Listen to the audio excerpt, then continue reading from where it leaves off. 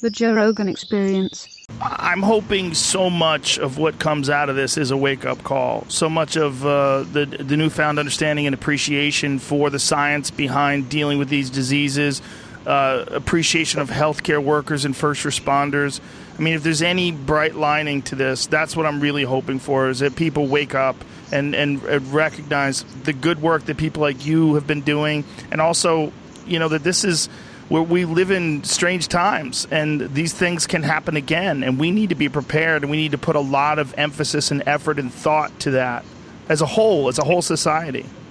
Right, that's right. I think, maybe this will help us reassess some of our values and appreciate some of the things that the healthcare professions especially are doing. And you're seeing people volunteer, they're going right into the belly of the beast. People who might have subspecialty practices, they said, the hell with it, I'm just going to put on my N95 mask and my PPE and dive in and help, and that's really moving. Why have there been such a shortage of masks and safety equipment for healthcare workers?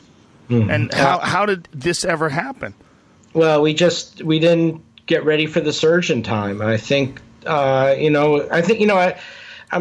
sort of holding back trying to throw stones at this agency or this person or this group, because we don't really know what happened. I think it's going to be really important that Congress, after this, conduct an investigation, not from the standpoint of prosecuting people or calling them out, but just say, hey, what the hell went wrong here? And how do we avoid this again? I mean, the problems with the testing and not having all the protective equipment. Now we're getting geared up and mobilizing industry, but what could we have done better, especially in that window period when things were collapsing in Wuhan and the other cities in central China, when we knew this was going to be bad and we knew this could become, one of the great pandemic threats?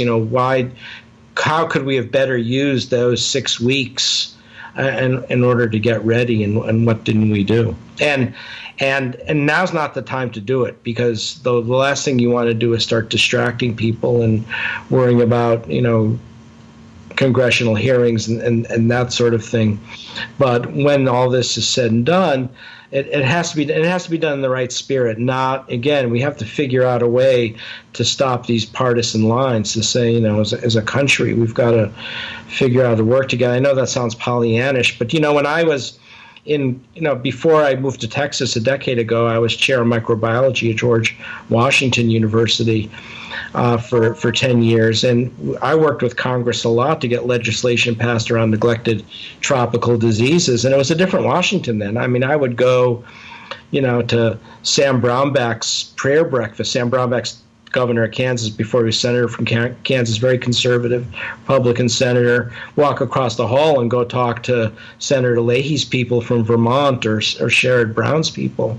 And, far to the left. And nobody thought twice about that. We all knew we had to go across the aisle to work together, and it's just not happening anymore. And it's tearing apart our country. So I hope the other thing that we get out of this is figuring out a way that Republicans start talking to Democrats again, and Democrats talk to Republicans again, and figure that out as well.